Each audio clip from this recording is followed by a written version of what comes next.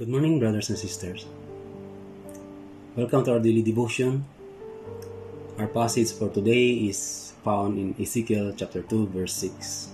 And it says, "And you, son of man, do not be afraid of them, nor be afraid of their words. The briars and thorns are with you, and you dwell among scorpions. Do not be afraid of their words or dismayed by their looks, though they are a rebellious house."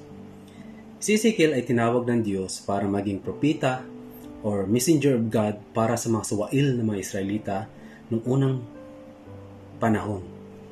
Those people sinned against God and they torn away from God.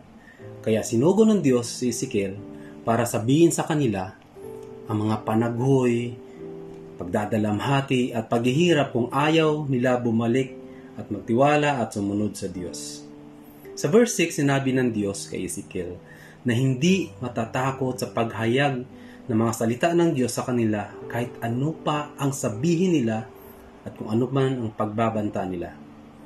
Sa verse natin ngayon, 3 beses sinabi ng Diyos kay Ezekiel ang salitang "Don't be afraid." Ibig sabihin, ini-emphasize ni Lord ang assurance ng kanyang tulong at presensya in times of need. Kaya tayo na nakilala na sa Panginoon, hindi dapat tayo matatakot tumayo at ihayag ang mga salita ng Diyos, lalong-lalo na ang katotohanan patungkol sa ating Panginoong Hesus. God give us the assurance in this verse to not be afraid.